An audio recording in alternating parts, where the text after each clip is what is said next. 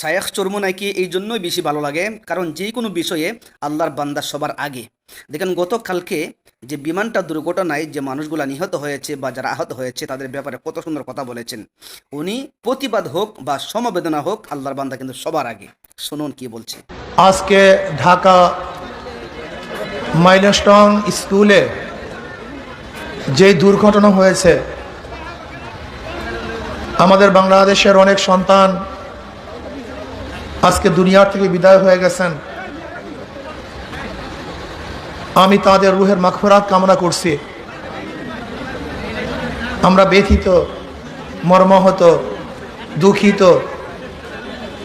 আল্লাহ পাক রব্বুল আলামিন তাদের জিন্দেগির সমস্ত গুনাহ খাতা মাফ করে দেন, এবং যারা নিহত হয়েছে